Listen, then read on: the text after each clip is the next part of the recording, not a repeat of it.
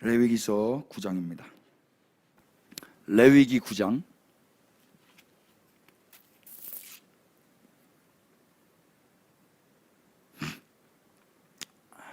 우리 1절부터 우리 5절까지만 읽겠습니다.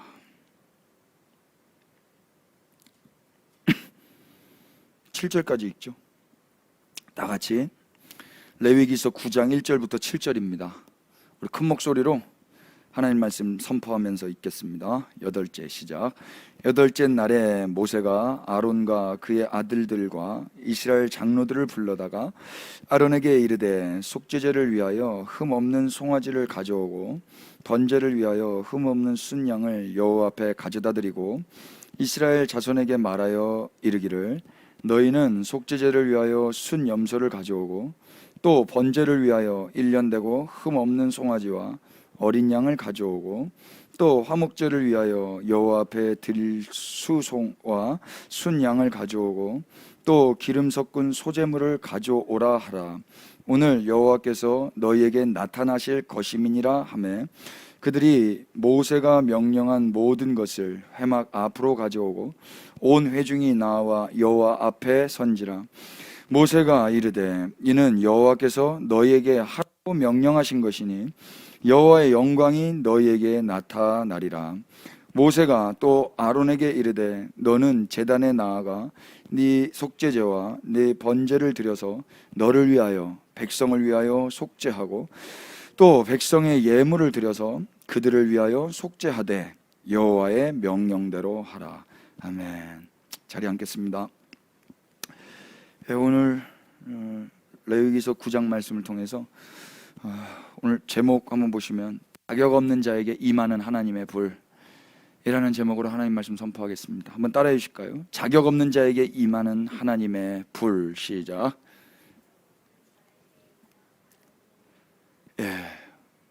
참 제목 안에도 제가 참 큰 감동과 은혜가 되었어요.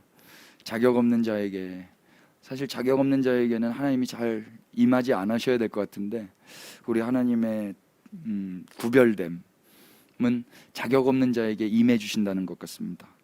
우리 지난 시간에 복습 한번 해보면은요, 제사장 위임식에 대한 내용이었죠. 제사장 위임식, 제사장이 어떻게 되든가요? 첫 번째는 수동적으로 되었죠.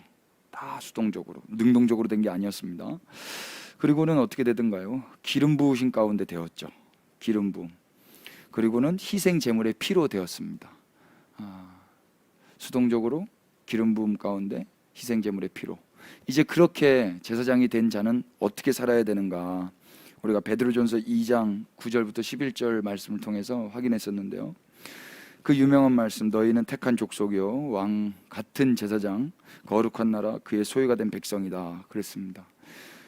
중요한 것은 왕 같은 제사장이라는 번역보다는 왕의 제사장이라고 번역하는 게 더 이해가 쉬울 것 같다 이렇게 말씀드렸습니다. 바실레이오스, 왕 같은 제사장이면 왕이 가만 안 놔둘 겁니다. 왕을 위한 왕의 제사장으로 이제 살아가는 것입니다. 우리도 이제 만인 제사장 직을 예수 그리스도의 피로 인하여 우리가 지금 누리고 이렇게 섬기고 있다면 우리는 왕 같은 제사장이 아니라 그 왕 대신 그분을 위한 제사장직을 감당해야 될 것입니다. 그것이 어떤 삶이라고 크게 두 가지로 말씀드렸는데요. 첫 번째는 무엇이었습니까? 선전하고 선포하는 것이었습니다. 무엇을 선전하고 선포하는 것이었습니까? 그분이 행하신 그 일, 그 어둠에서 빛으로 인도하신 그 아름다운 덕을 선전하는 거, 선포하는 거. 그리고 두 번째 삶은 무엇이었어요? 제어하는 거, 육체의 정욕을 제어하는 삶. 순서가 은혜가 된다고 그랬죠.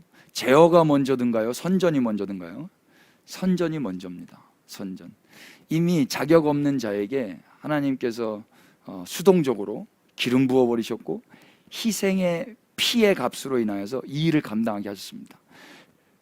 나를 제어하기 이전에, 제어해서 내 삶이 정결해지기 이전에 그분이 모든 것들을 이미 이루셨어요. 그걸 증거하는 겁니다. 그리고 나서 이제 자기의 삶을 제어하면서 일생 이제 하나님 기뻐하시는 그런 육신으로, 그런 마음가짐으로 살아가는 것입니다. 제사장 위임식을 통해서 이렇게 하나님 말씀 선포했고요. 오늘은 이제 제사장 위임식이 끝났기 때문에 이제는 실전입니다. 저도 2017년 4월 4일 날 제사장은 아니지만 목사직을 수여하는 안수식이 있었습니다. 안수식을 받고 난 다음에는 이제 뭐 해야 됩니까? 저도 이제 안수합니다. 그래서 제가 이제 목사가 딱 되고 나서 이제 처음 한 일이 몇 가지가 있지만, 그러니까 가장 먼저 한 게 뭐냐면 안수하는 거예요. 누구를 안수하냐면 저희 집사람을 안수합니다. 그게 안수식 그 세레머니 안에 있는 거예요. 그리고 나서 이제 제가 그 다음 날 이제 거리로 바로 나갔는데 이제 골목길에 있는 그 담배 피는 학생들 이제 보자마자 안수했습니다. 안수는 어느 특별한 날만 하는 게 아닙니다. 어떤 기도 받으러 온 사람에게만 하는 게 아닙니다. 저는 이 위임식을, 이 안수식, 목사로서의 이제 자격과 권위가 부어진 그날 이후로부터는 하나님 주신 감동이 있을 때마다 때를 얻든지 못 얻든지 그렇게 안수했던 것 같아요. 중요한 건 뭐냐면 제사장 위임식이 끝나고 나서 이제 9장에는 실제적으로 이제 제사장직을 감당하는 내용이 이제 9장에 나오는 겁니다. 오늘 이 말씀을 통해서 오늘 예배가 무엇인지, 또 예배에서 중요한 게 무엇인지를 좀 배워보고자 해요. 첫 번째, 예배에서 가장 중요한 게 뭘까? 가장이란 단어를 쓰는 것 자체가 좀 위험하기도 하고 좀 의미가 있을까 싶기도 한데요. 아무튼 이 말씀에서 예배에서 중요한 것이 무엇인지 다시 한 번 더 하나님 주시는 감동을 느끼셨으면 좋겠습니다. 1절부터 4절까지 보시면, 여덟째 날에 모세가 아론과 그의 아들들과 이스라엘 장로들을 불렀습니다. 여덟째 날이라는 날짜가 되게 중요해요. 그 전에 제사장 위임식을 지금 7일 동안 합니다. 일주일 동안 하고 그 다음 날인 여덟째 날에 이제 그들을 불러서 실제적으로 제사를 드릴 수 있는 권위를 이제 행사하도록 하는 거죠. 그 숫자에도 의미가 있어요.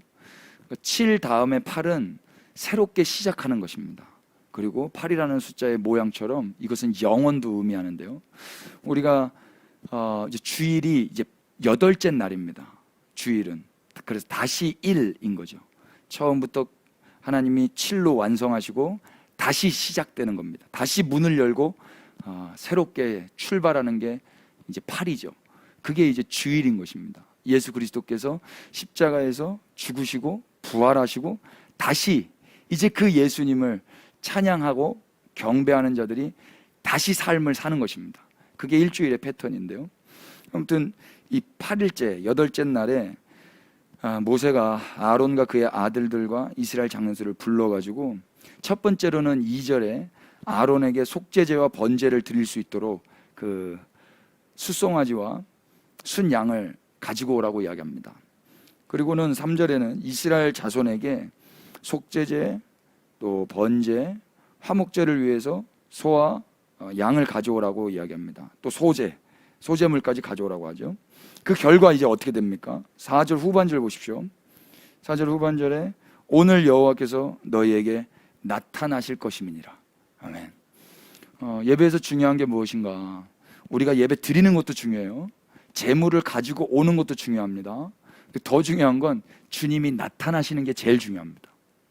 주님이 나타나시지 않는 그런 예배, 의미가 있나요?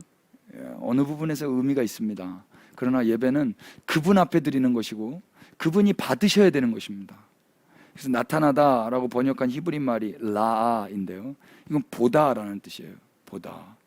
그러니까 뭘 보는 거냐면 그분을 봐야 되는 것입니다.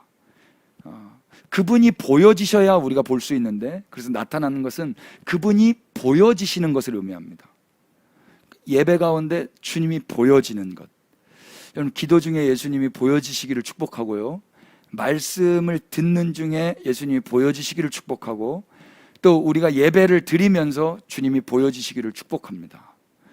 이게 없는 예배가 과연 의미가 있을까요?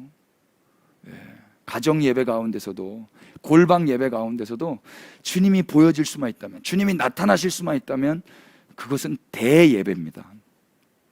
그런데 아무리 큰 홀에서 수많은 사람들이 오케스트라와 함께 예배를 드려도 주님이 나타나지 않고 보여지지 않는다면 그거는 예배도 뭣도 아니지 않을까요? 조심스럽긴 한데요. 중요한 건 무엇입니까? 주님이 나타나셔야 되는 것입니다. 우리가 뭘 하는 것보다 그분이 나타나셔야 되는 게 더 중요합니다. 이 말씀도 한번 열어봐 보실까요? 고린도전서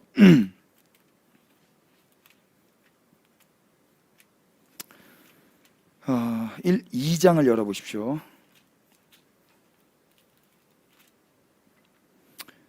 이제 사도 바울이 고린도 교회에 이제 편지를 보낸 내용인데요. 2장 1절부터 5절까지만 읽겠습니다.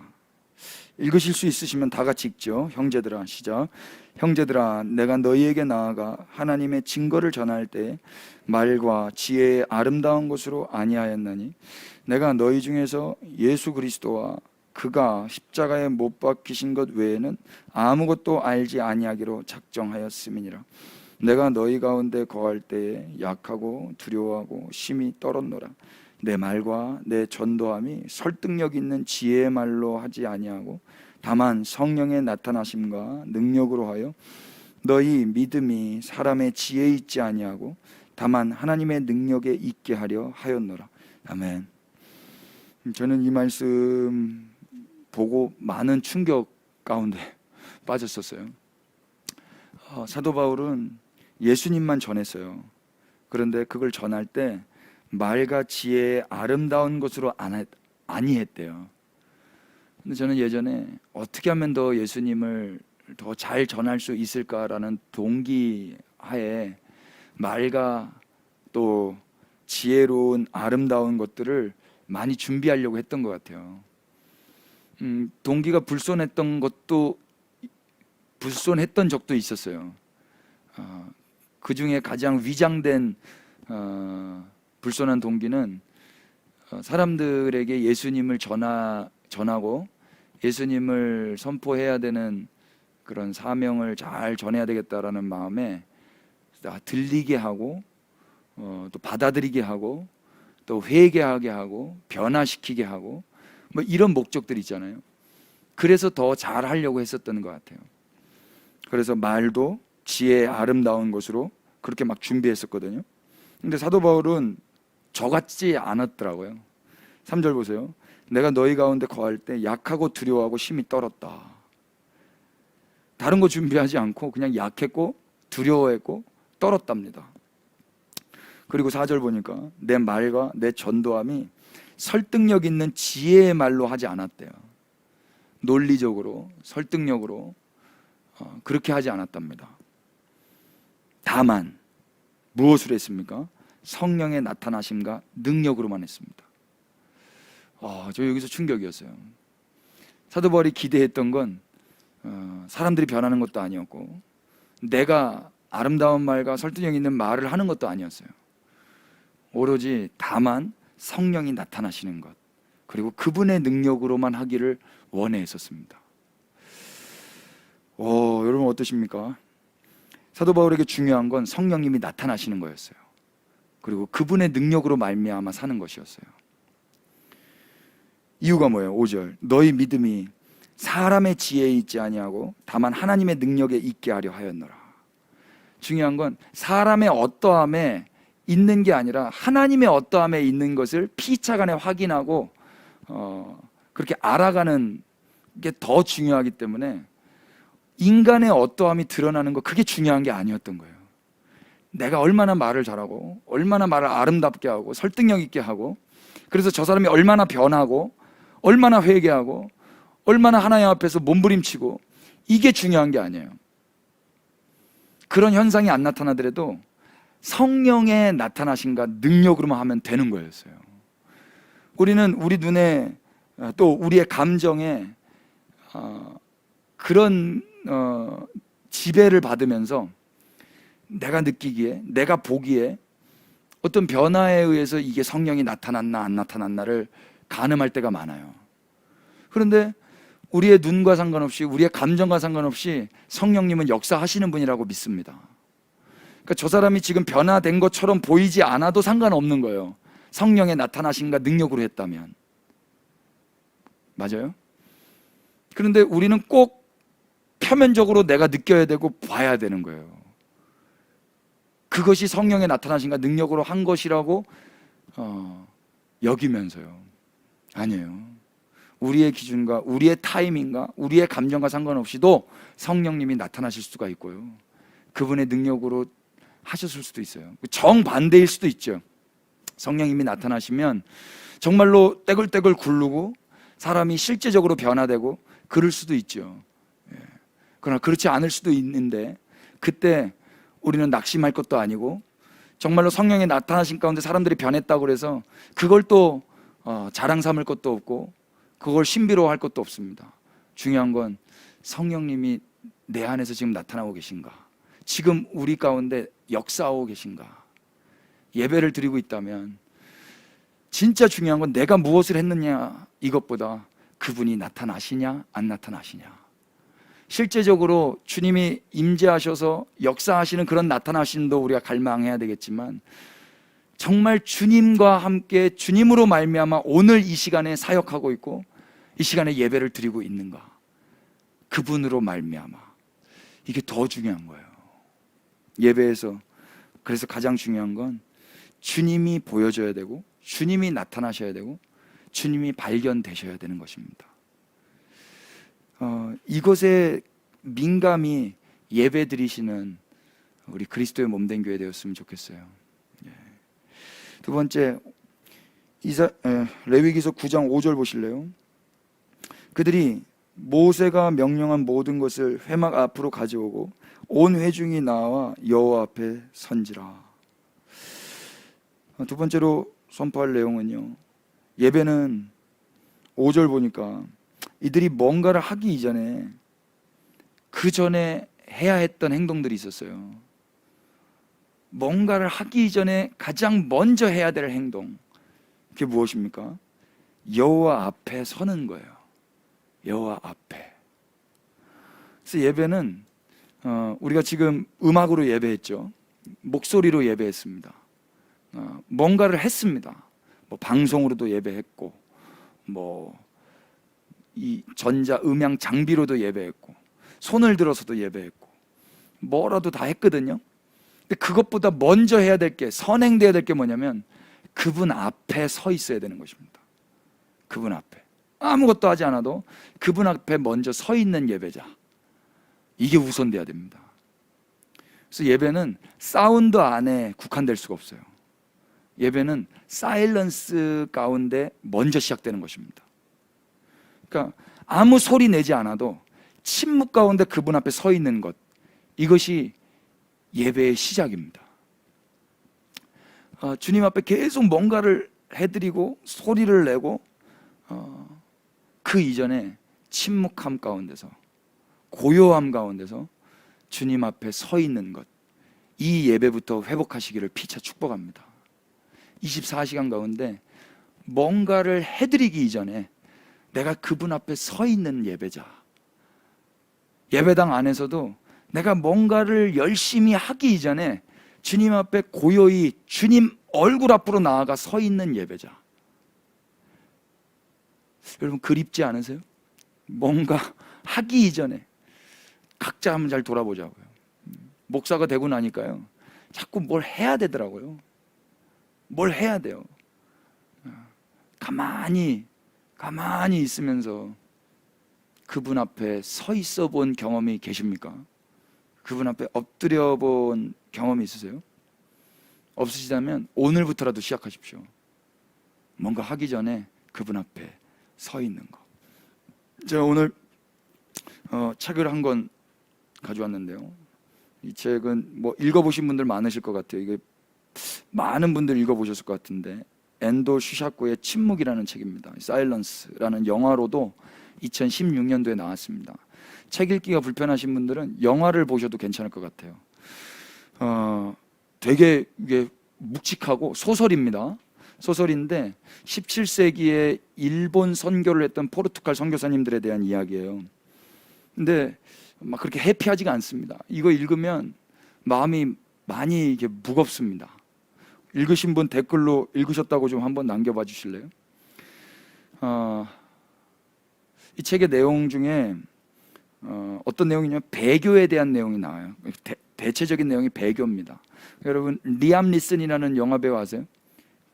테이큰, 그 딸이 이렇게 그 납치됐을 때 아빠가 그 딸 잡으러, 딸 납치한 사람들 다 잡고 딸 구출해 오는 내용이거든요. 그 영화도 거의 뭐 예수님 느낌이 나요. 그 딸을 구출하는 내용 자체가 구원자의 느낌이 나오는데, 그분이 선배 베드로 피에르라는 이름으로 먼저 일본 땅으로 갔습니다. 그런데 일본에서 너무 박해가 심했거든요. 박해가 심하니까 배교했어요. 근데 그 소식이 고국 땅에 전해지고 후배 그 제자들이 정말인가? 그럴 리가 없다. 우리 선배가 내가 확인해 봐야 되겠다 해가지고 길을 떠나는 거예요. 근데 가가지고 여러 가지 이야기들이 있지만 이제 그 말이 틀리지가 않았어요. 그 사람은 이제 배신을 했고요. 더 나아가서 거기서 여기 주인공 되는 그 신부님이죠. 이게 천주교에 대한 이야기인데 그 신부에게도 배교를 강요합니다. 배교를 강요해요. 그러면서 그때 했던 게 뭐냐면 예수님 그 성화, 예수님의 얼굴을 발로 밟으라는 거예요. 근데 그 당시에 많은 일본인들이 그렇게 하지 않고 그냥 순교당했습니다. 근데 신부가 계속 하라고 그러는데 어떻게 해요? 그런데 이 사람이 내용 보면은 거꾸로 매달아가지고 일본 사람들이 막 죽어가게끔 하는 거예요. 그걸 계속 듣게 해요. 네가 예수 이 얼굴에 발을 밟지 않으면, 예수 이 성화에 침을 뱉지 않으면 이 사람들은 계속 죽어나갈 거야. 여러분 어떻게 하시겠습니까? 그때 또 선배 그 신부님이 괜찮다고 그렇게 하면서 계속 부추겨요. 결국 이 엔도 슈자쿠가 쓴 침묵의 주인공인 로드리게스죠. 로드리고는 결국 예수님의 성화에 발을 밟습니다. 그런데 그때 주님의 음성을 들어요. 그 전까지 그 박해와 그 고난과 그 핍박 가운데서도 주님은 한마디를 안 하셨어요. 주님은 한마디도 안 하시다가 자기가 주님의 얼굴을 밟았을 그때 주님의 음성이 들려요. 그 책을 제가 한번 읽어봐 드릴게요. 화면 한번 띄워봐 주실래요? 293페이지에 이렇게 나와 있어요.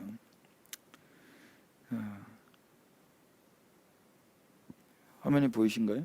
네. 그 성화 위에 나도 발을 놓았다. 그때 이 발도 움푹 들어간 그분의 얼굴 위에 있었다.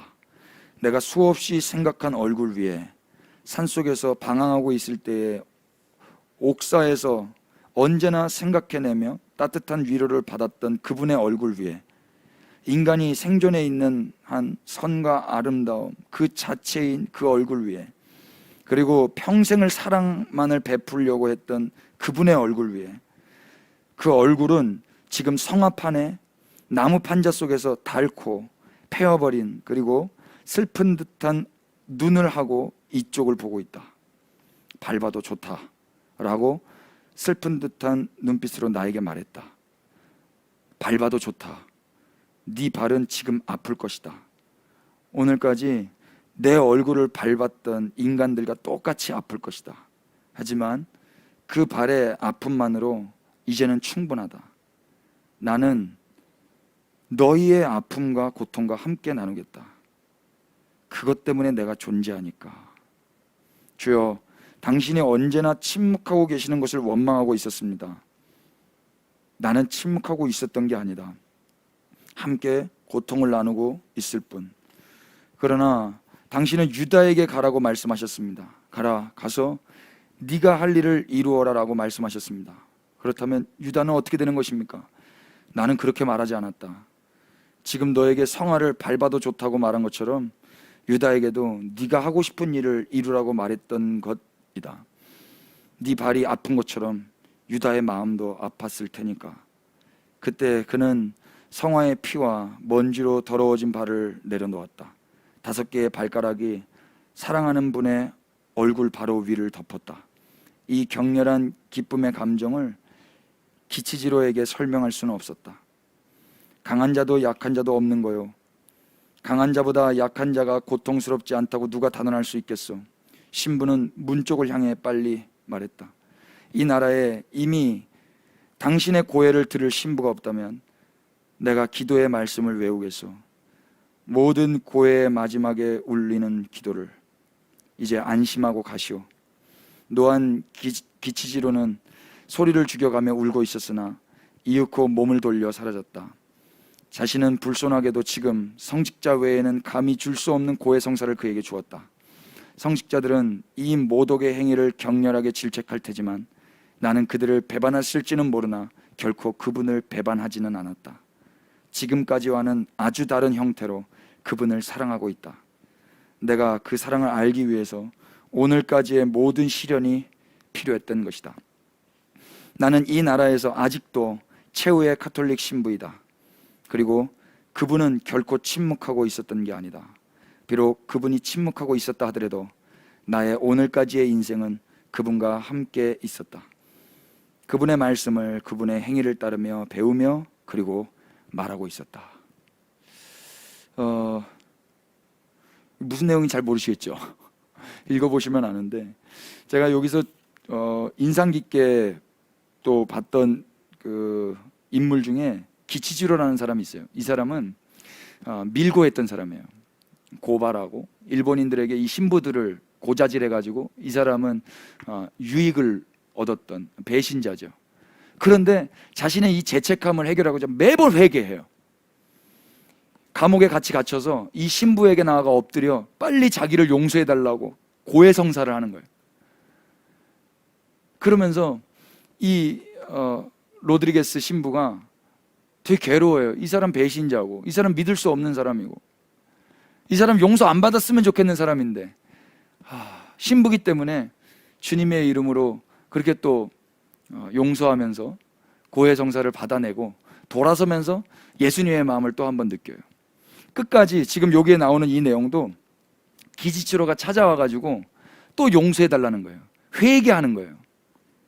그러면서 뭐라고 이야기하냐면, 이 세상에는 말입니다, 약한 자와 강한 자가 있습니다. 강한 자는 어떤 고통이라도 극복하고 천국에 갈 수 있습니다만 저같이 천성이 약한 자는 성화를 밟으라는 관리의 고문을 받으면 밟고야 맙니다 하면서 자기를 변호하는 거예요. 나 어쩔 수가 없었다고. 그래서 나는 예수님의 성화를 밟았고 난 약하기 때문에 그래서 회개하러 또 왔으니 어서 나를 용서해달라고. 근데 이미 지금 이 신부는 자기도 그렇게 하나님 앞에서 약한 자로서 신부 노릇을 못하는 사람으로 그냥 살아가고 있어요. 그러나 이 신부가 배운 건 뭐냐면, 내가 뭘 하고 회개를 하고 내 신앙을 지키고 내가 열심히 구별되게 깨끗하게 정결하게 살아서 예수님을 사랑하는 거, 그것도 한 부분일 수 있겠지만 주님이 밟으라고 하신 그 얼굴을 내가 밟음으로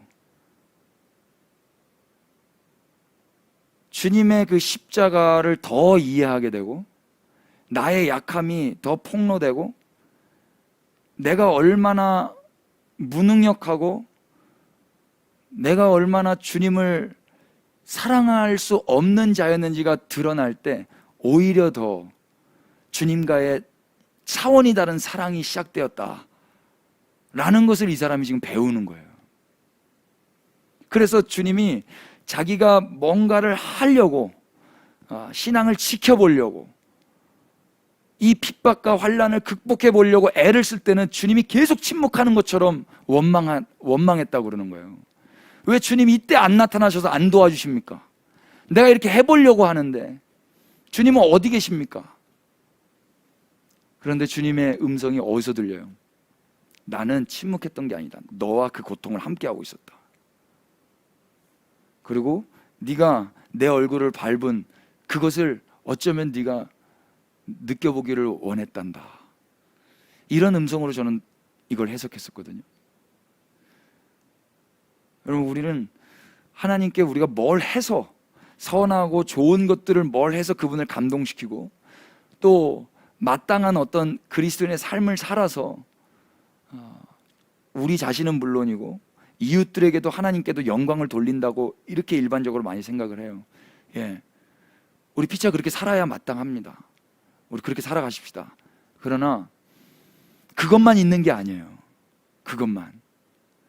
실패한 그 순간, 내가 그분의 얼굴을 밟는 그 순간, 그리고 나의 어떠함으로 이겨낼 수 없는 그 순간, 그래서 모든 게 다 끝나버렸던 것처럼 느껴지는 그 순간, 그때에도 주님과의 또 다른 사랑을 할 수가 있습니다. 그러니까 기독교 신앙이라는 것이 과연 무엇일까? 기지치로처럼 자기가 자기의 죄책감을 해결하고자 매번 주님 앞으로 달려나가서 용서를 구하고, 그래서 그 안정감과 그 안심함으로 살아가는 게 기독교 신앙일까? 아니면 또 매번 그 환난과 박해를 이겨보고자 애를 쓰면서 사는 것이 기독교 신앙일까?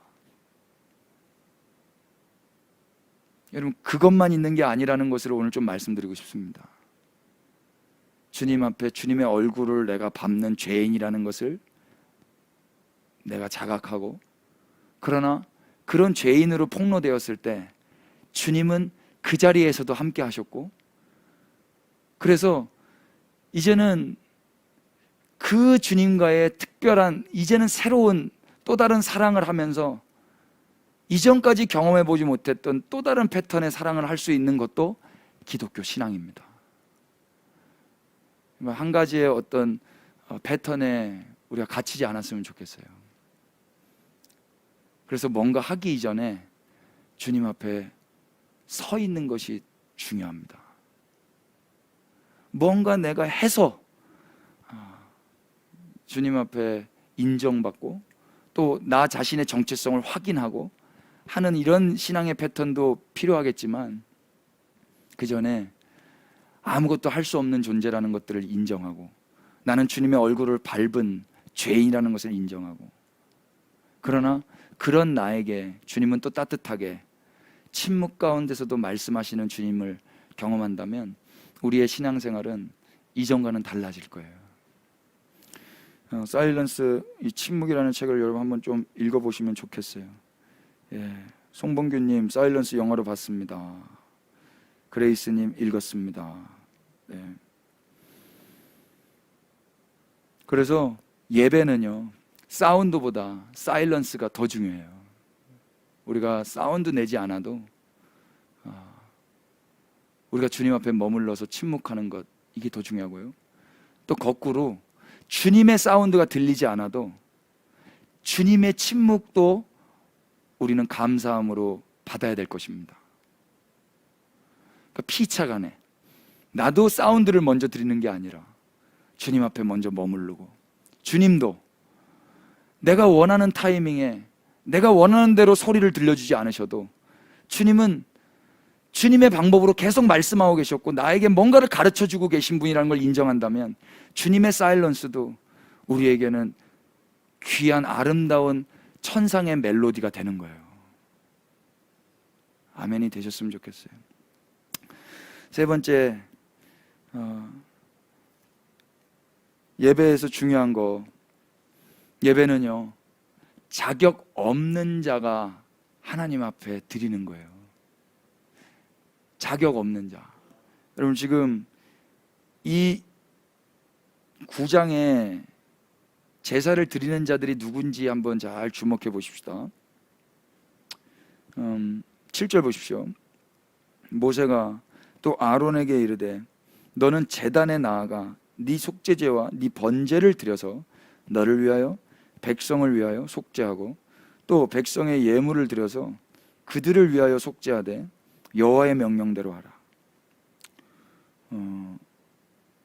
모세가 아론에게 뭐라고 이야기하냐면요, 제단에 나아가 번제를 드리라고 이야기해요. 그럼 누가 번제를 드려야 됩니까? 아론이 드려야 돼요. 그 전까지는 아론이 했습니까? 안 했습니까? 8장 한번 넘겨보실래요? 8장 15절 14절부터 보시죠. 모세가 또 속죄제의 수송아지를 끌어오니 아론과 그의 아들들이 그 속죄제의 수송아지 머리에 안수하며 모세가 잡고, 누가 잡습니까? 아론이 잡습니까? 모세가 잡습니까? 모세가 잡아요. 19절도 보십시오. 모세가 잡아 그 피를 제단 사방에 뿌리고, 23절도 보십시오. 모세가 잡고 그 피를 가져다가 아론의 오른쪽 귓부리와 그의 오른쪽 엄지손가락 다 바르고. 그러니까 무엇이에요? 그 전까지는 아론이 못 잡아요. 왜냐하면 위임식을 안 했거든요. 그러니까 아직 권위도 없고 자격도 없어요. 그래서 모세가 다 잡는 거예요. 모세가. 그런데 9장에서는 이제 위임식이 끝나고 이제는 하나님께서 모세의 입을 통하여 네가 잡아라 이렇게 말씀을 하시는 거예요. 네가 잡아라. 여러분, 이때 아론의 마음이 어땠을까요? 또 아론 자식들의 마음이 어땠을까요? 아론이 어떤 사람입니까? 출애굽기 32장이 기억나십니까? 출애굽기 32장의 아론, 좀 흑역사인데 그래도 한번 들춰보시죠. 출애굽기 32장 1절, 백성이 모세가 산에서 내려옴이 더딤을 보고 모여 백성이 아론에게 이르러 말하되 일어나라, 우리를 위하여 우리를 인도할 신을 만들라. 이 모세 곧 우리를 애굽 땅에서 인도하여 낸 사람은 어찌 되었는지 알지 못함이니라. 아론이 그들에게 이르되 너희 아내와 자녀의 귀에서 금고리를 빼어 내게로 가져오라. 4절, 아론이 그들의 손에서 금고리를 받아 부어서 조각칼로 새겨 송아지 형상을 만드니 그들이 말하되 이스라엘아, 이는 너희를 애굽 땅에서 인도하여 낸 너희의 신이로다 하는지라. 5절, 아론이 보고 그 앞에 제단을 쌓고 이에 아론이 공포하여 이르되 내일은 여호와의 절일이니라 하니 이튿날 그들이 일찍 일어나 번제를 드리며 화목제를 드리고 백성이 앉아서 먹고 마시며 일어나 뛰놀더라. 아멘. 아론이 어떤 사람입니까? 우상을 만든 사람입니다. 더 나아가서 24절 보실래요? 21절부터 봐야 되겠네요. 모세가 아론에게 이르되 이 백성이 당신에게 어떻게 하였기에 당신이 그들을 큰 죄에 빠지게 했느냐. 아론이 이르되 내 주여 노하지 마소서, 이 백성의 악함을 당신이 아나이다. 그들이 내게 말하기를 우리를 위하여 우리를 인도할 신을 만들라. 이 모세 곧 우리를 애굽 땅에서 인도하여 낸 사람은 어찌 되었는지 알 수가 없노라 하기에, 다 같이 24절 시작. 내가 그들에게 이르기를 금이 있는 자는 빼내라 한즉 그들이 그것을 내게로 가져왔기로 내가 불에 던졌더니 이 송아지가 나왔나이다. 아멘. 우상을 만든 거를 것뿐만 아니라 아론이란 사람은 책임을 회피하고 거짓말까지 일삼는 사람이었어요. 정말로 불에 넣었더니 송아지가 뿅 하고 나왔던가요? 아니요, 이거 조각칼로 만든 거예요. 아주 섬세하게 세심하게 마음을 들여서 공을 들여서 만든 거예요, 자기가.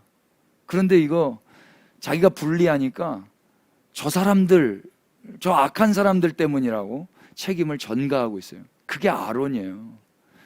성경 여러분 잘 주목해 보세요. 아론이 회개하지 않았어요. 32장부터 레위기 9장까지 아론이 반성하지 않아요. 아론이 마음을 찢지 않습니다. 여기서 어떻게 이 아론이 진짜로 9장까지 이 제사장직을 감당하는지 참 우리가 같은 인간으로 봤을 때 참 민망해요. 그런데 예수 그리스도의 공로에 힘입어서 오늘 우리가 이렇게 예배하고 있는 걸 돌아본다면 우리는 아무런 할 말이 없어요. 우리도 똑같거든요. 우리가 얼마나 반성했습니까, 여러분? 얼마나 회개했습니까? 우리가 지금 이렇게 예배하는 게 우리의 반성과 우리의 회개 때문입니까? 아니에요. 중보자 되는 모세가 있었고요, 중보자 되신 예수 그리스도의 대속의 은혜가 있었습니다. 그래서 이들이 자격 없는 자지만 그 피, 그 대속의 힘을 빌려 오늘 이 자리에 염치 없이 서 있는 거예요. 아론과 아론의 자식들이 얼마나 민망했을까요? 이제 자기가 직접 제사장직을 감당해야 되는 거예요. 내가 한 게 아무것도 없는데, 한 게 있다면 나는 우상을 만들었고 백성들에게 그 죄를 전가시켰고 핑계댔고 거짓말밖에 한 게 없는데 이 제사장직을 감당해야 되는 거예요. 오 주님, 8장까지는 모세가 희생 제물을 잡았죠. 그런데 이제 9장부터는 아론이 잡는 거예요. 여기에 메시지가 하나 있는데요, 위임식 후에, 이제 제사장으로 부르신 후에는 이제는 직접 아론이 제사장직을 감당해야 돼요. 무엇입니까? 여러분, 예배는요 자격이 되어서 드리는 게 아니고요, 자격을 주셔서 드릴 수가 있는 거예요. 예배는, 우리가 지금 예배 드리고 있잖아요, 내가 자격이 되어서 드리는 게 아니라 자격을 주셔서 드릴 수 있게 됐단 말입니다. 제가 목사 자격이 되어서 목사 노릇하고 있는 게 아니라 목사 자격을 주셔서 지금 예수님을 예배하고 있는 거예요.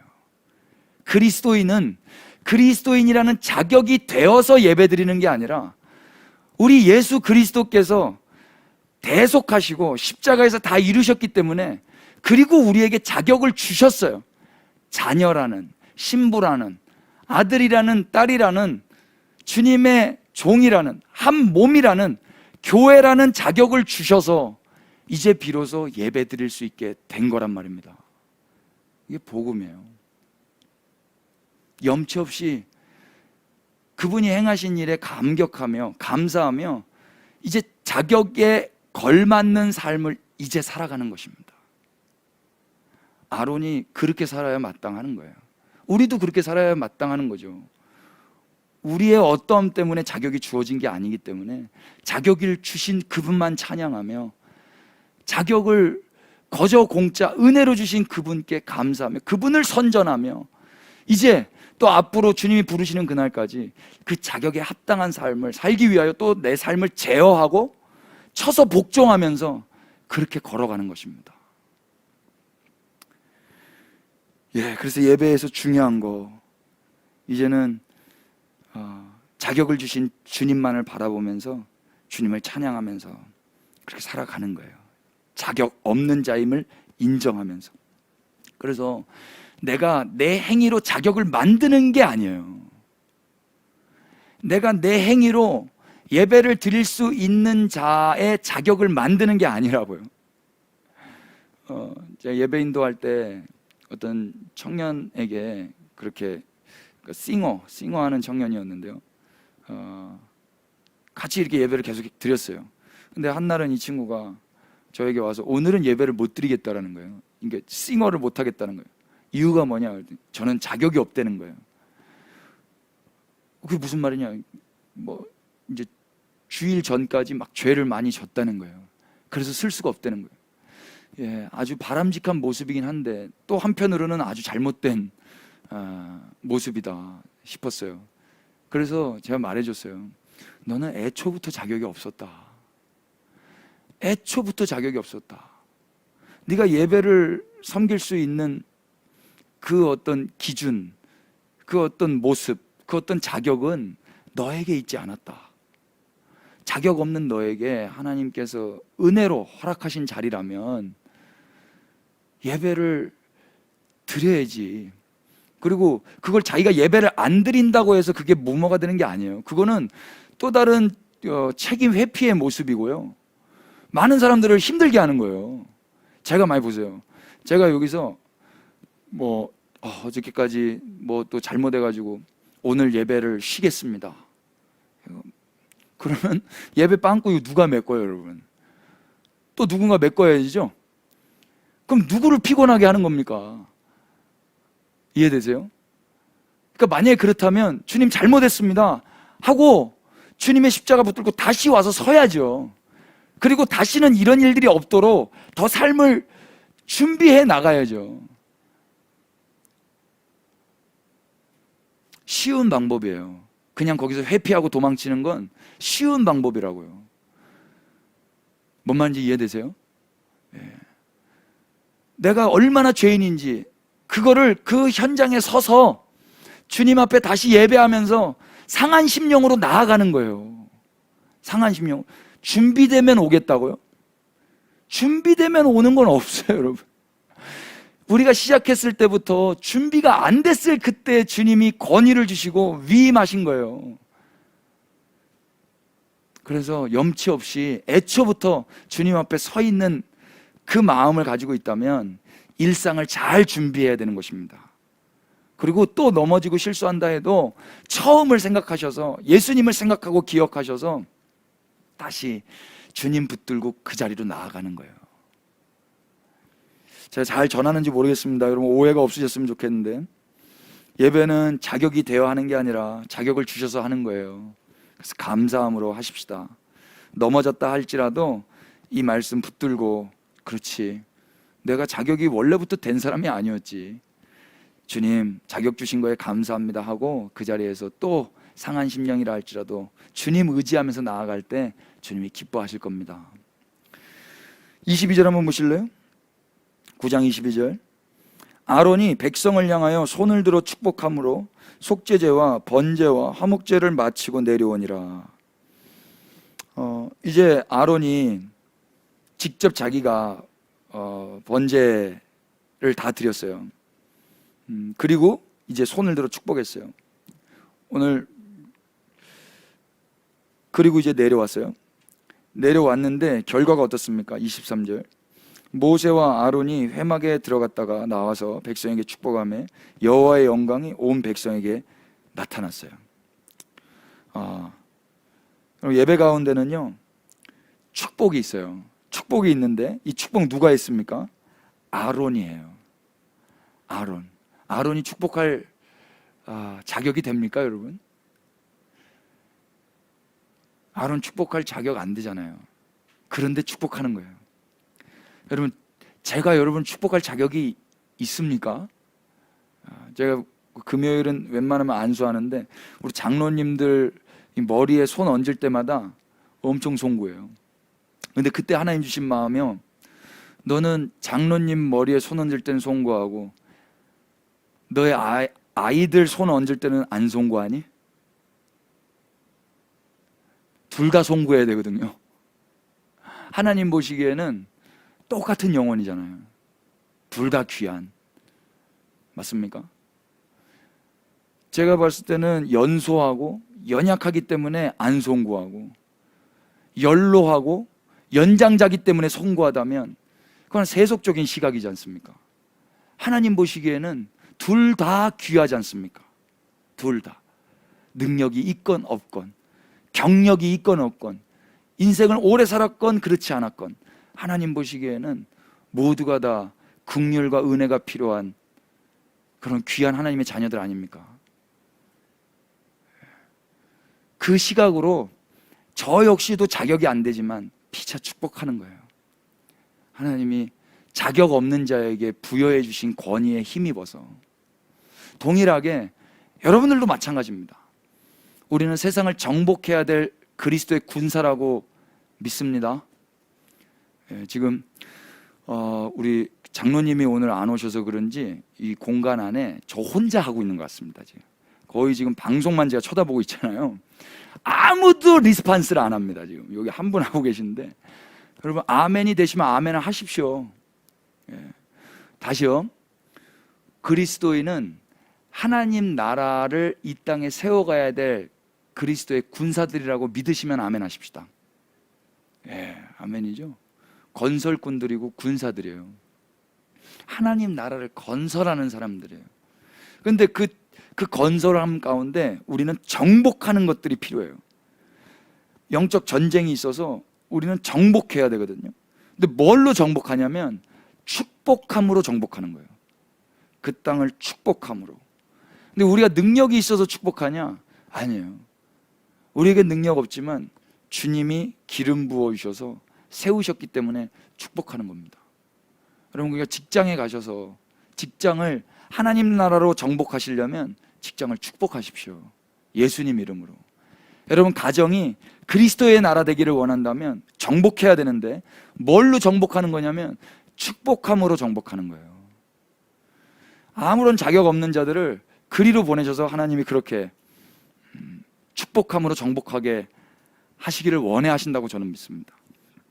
직장과 학교와 골목마다 여러분은 그렇게 축복하실 수 있길 바라요.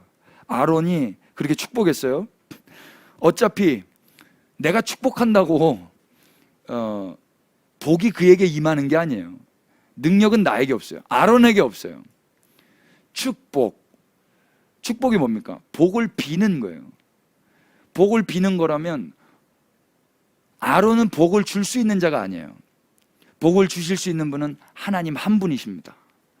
그래서 우리는 하나님의 이름으로 축복하고 하나님이 하나님의 때에 하나님의 방법으로 복을 내리시는 거예요. 여러분, 말을 좀 잘 이렇게 구별해서 사용하셨으면 좋겠는데요. 사람들 가운데는 이제 축복하는 겁니다.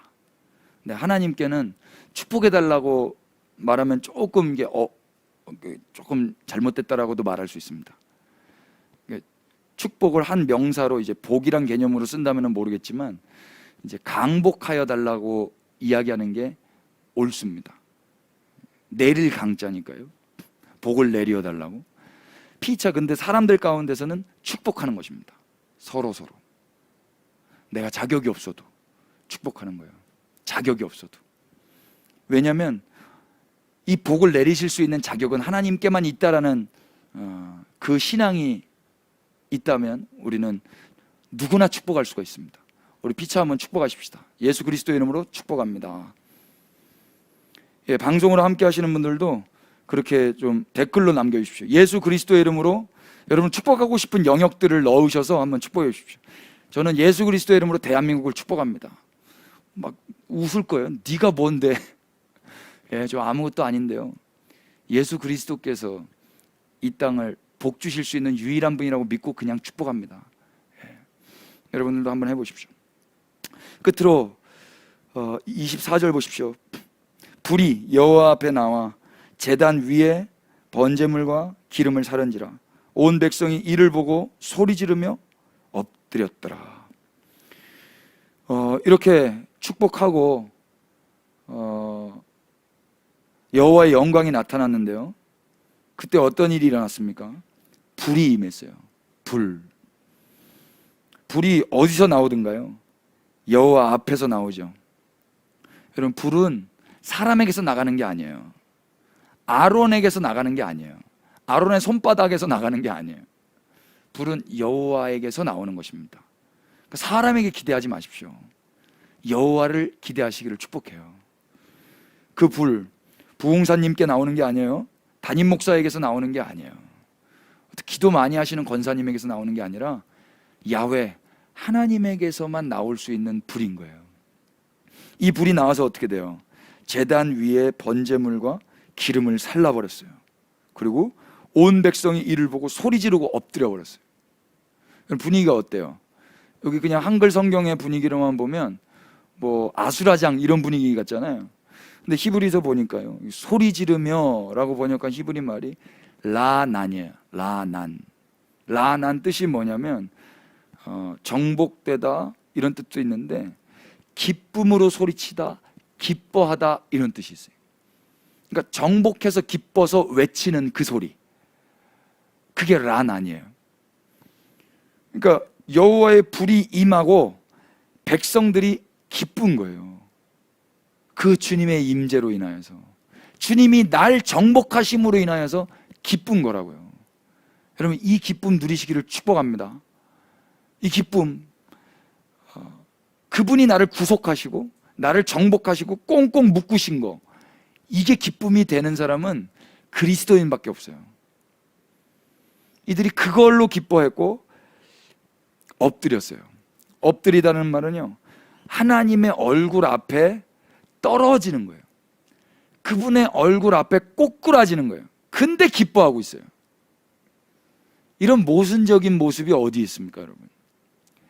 하나님의 얼굴 앞에 꼬꾸라져 있는데 기뻐하는 거. 이들이 뭘 하지 않았어요.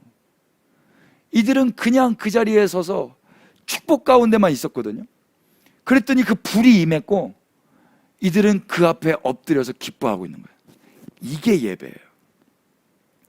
예수 그리스도의 공로에 힘입어 우리는 그분 앞에 엎드려 꼬꾸라져 그분을 기뻐하고 있는 것입니다.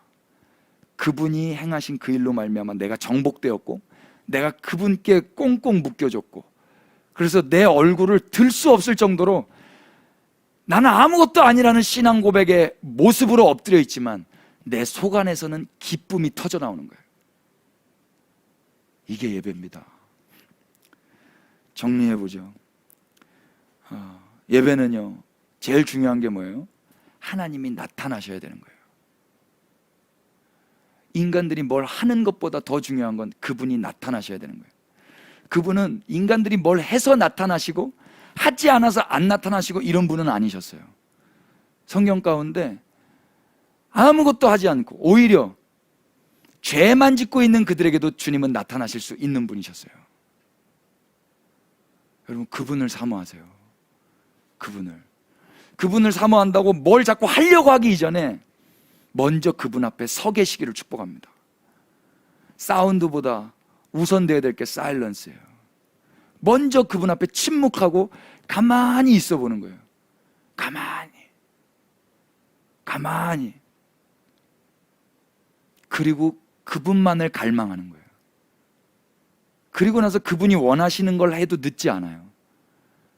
아들아, 이거를 해볼래? 아멘. 아들아, 회개할래? 아멘. 아들아, 조금 더 경건한 삶을 위하여 너 삶을 쳐서 복종할래? 아멘. 그분 앞에 먼저 서 있어야 그 다음 행동들이 결정되어지는 거예요. 먼저 서 계셔 보시기를 축복합니다. 예배는 자격 없는 자가 드리는 거예요. 그래서 여러분 감정에 나는 참 자격이 없다라고 느껴질 때 그때 예배 드리시는 거예요. 애초부터 자격 없는 자가 드리는 게 예배거든요. 종교는 내가 자격을 만들어서 신에게 나아가요. 내가 자격을 만들어서 구슬하고 1,000만 원짜리, 2,000만 원짜리, 3,000만 원짜리 자격을 만드는 거예요. 열심히 기도하는 게 뭡니까? 자격을 만드는 거예요. 열심히 깨끗하게 내 삶을 정결하게 준비하는 게 뭐예요? 자격을 만드는 거예요. 자격을 만드는 거예요. 여기 사일런스에 나온 주인공 신부님, 자기는 자격이 안 되는 자라고 생각했어요. 예수님의 얼굴을 자기가 밟았거든요. 자격이 안 되잖아요. 그래서 신부직을 파직당하고 나는 신부가 아니라고 생각하고 살고 있었어요. 그런데 회개해서 자기의 마음의 평안을 얻으려던 그 기치치로가 찾아와서 제발 좀 고해성사를 들어주시고 용서해 주십시오. 신부님, 나는 신부가 아닙니다. 나에게 신부라고 말하지 마십시오. 그런데 그러면서 이야기하는 거예요. 주님은 내가 그렇게 배교하지 않으려고 노력했을 때, 몸부림쳤을 때는 침묵하더니 그 주님이 내가 그분의 얼굴을 밟았을 때 내 얼굴을 밟아라 라고 말씀하셨다고. 그러면서 이전과는 다른 사랑을 이제 시작했다고. 예배는 자격 없는 자가 주님 앞에 나아가 예배하는 거예요. 자격 없는 자가. 자격이 돼서 하는 게 아니라 자격을 주셔서 이제 또 그분 앞에 나아갈 수 있게 된 거예요. 내가 만드는 거 아니에요. 내가 자격을 만드는 게 아니라고요. 예배는 자격 없는 자가 이제 축복도 할 수가 있어요. 그리스도인들이 자격이 돼서 축복하는 게 아니에요, 여러분. 목사가 무슨 자격이 있습니까, 여러분? 피차 자격 없지만 주님이 주신 그 권위, 주님의 음성에 힘입어 피차 축복하는 것입니다. 그러면 어떤 일이 일어나요? 주님이 주님으로부터 임한 불을 허락하실 거예요. 그러면 그 불에 의하여 우리는 정복되고 꼬꾸라지고, 그러나 우리는 기뻐할 것입니다. 이런 구별된 예배자의 삶이 우리 그리스도의 몸된 교회 안에 있었으면 좋겠고요. 우리 열방에 하나님이 세우신 그 몸들 가운데 이 은혜가 있으시기를 예수 그리스도 이름으로 축복합니다. 우리 찬양하고 기도하십시다.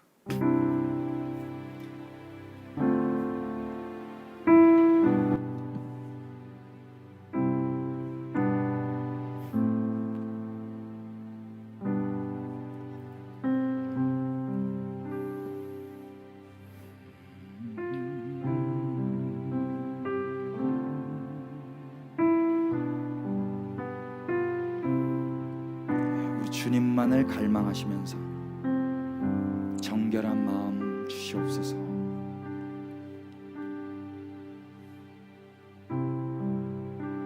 정결한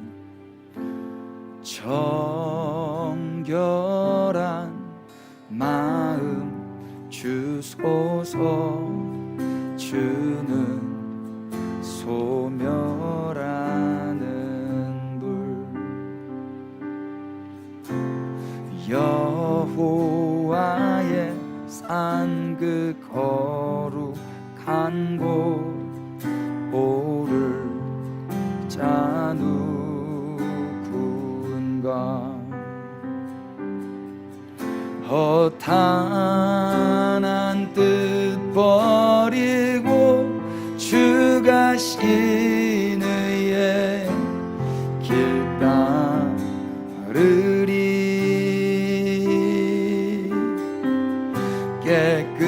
깨끗한 손 들어 경배케 하소서. 주 얼굴 구하리. 오 주 얼굴 구하리. 구원의 하나님 주의 의로 이 백성 일으키소서.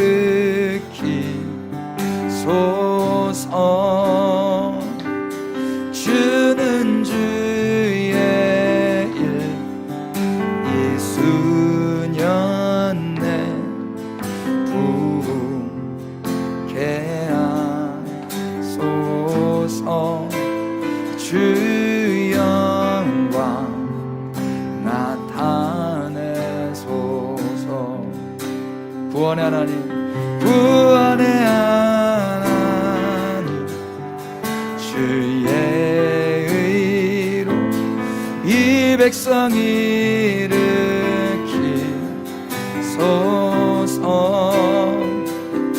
주는 주의 일 이수년 내 부흥케 하소서. 주 영광 나타내소. 구원의 하나님, 구원의 하나님 주의 의로 이 백성 일으키소서.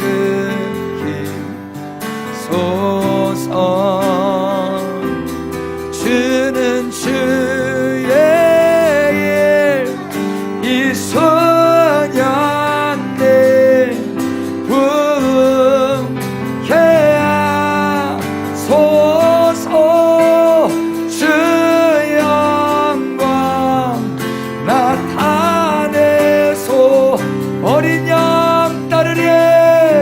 어린 양 따르리. 어디로 인도하든지 자기를 부인하고 주 따르리. 주 영광 나타나 모든 육체 보리라. 주 이름 온 세계 위에. 어린 양 따르리. 어린 양 따르리. 어디로 인도하든지 자기를 부인하고 주 따르리. 주 영광 나타나 모든 육체 보리라. 주 이름 온 세계 위에.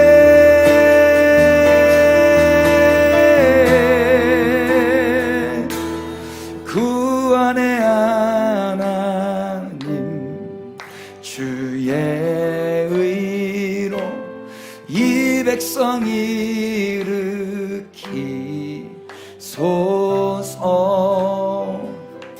주는 주의 일 이수년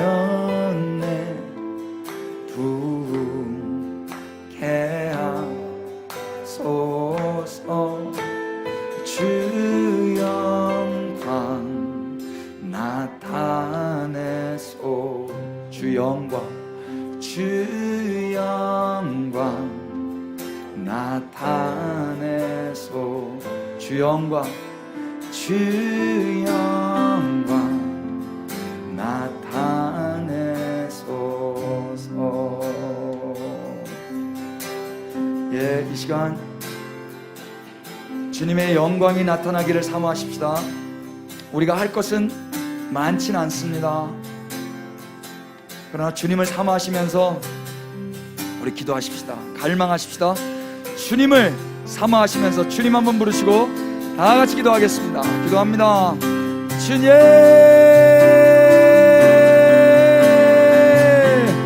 그 안에 하나님 주의 의로 이 백성 일으키소서.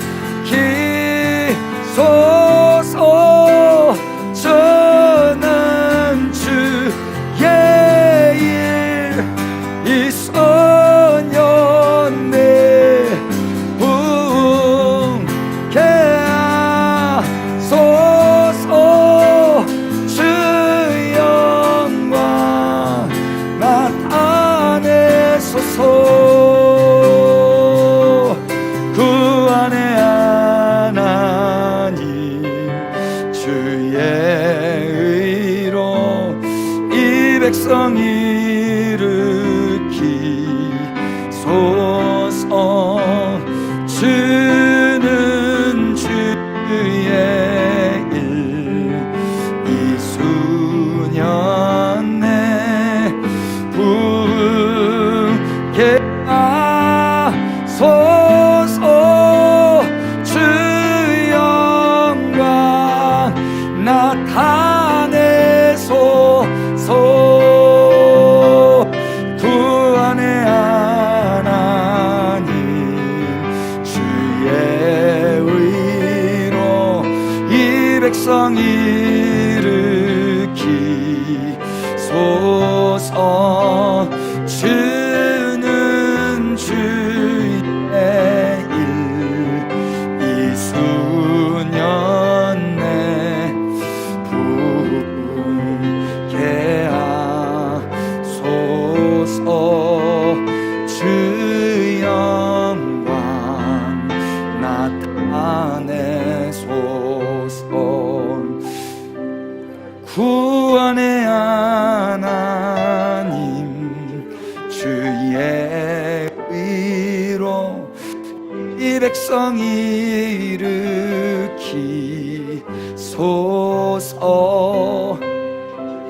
주는 주의 일 이수년 내 부흥케 하소서. 주 영광 나타내소서.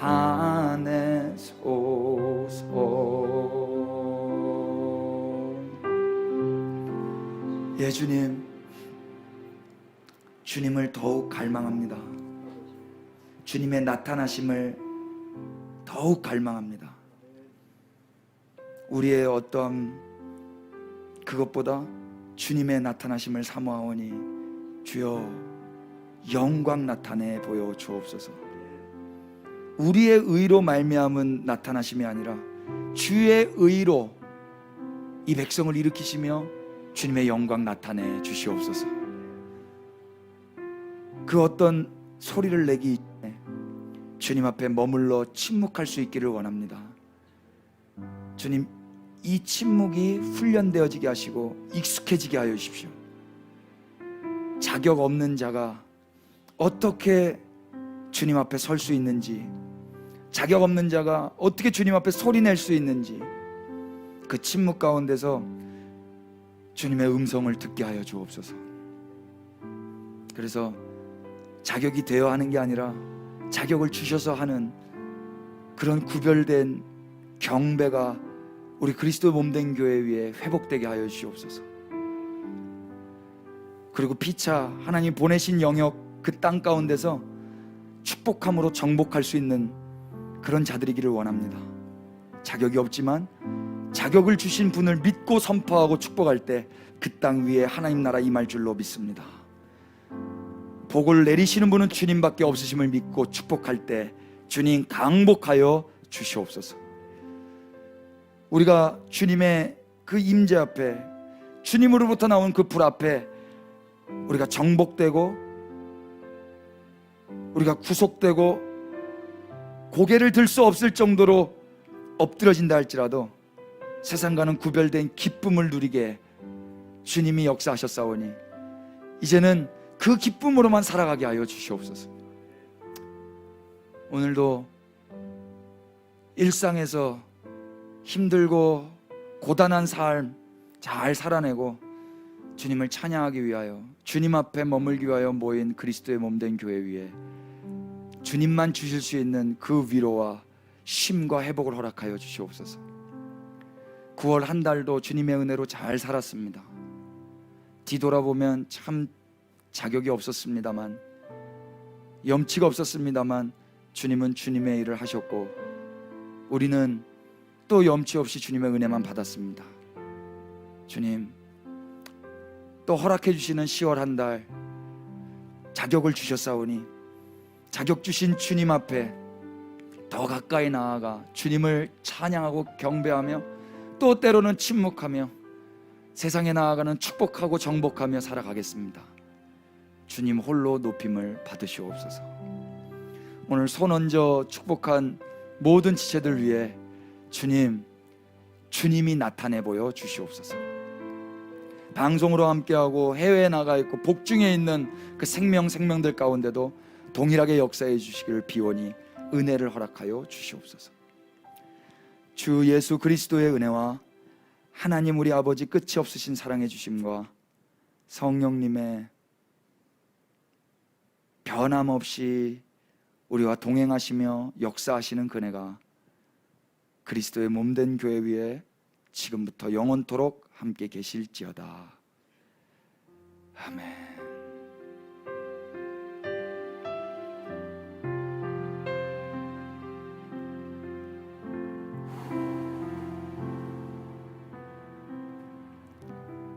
할렐루야.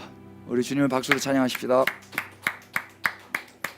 우리 옆에 분들에게 그렇게 좀 선포해 주십시오. 하나님이 당신을 사랑하십니다.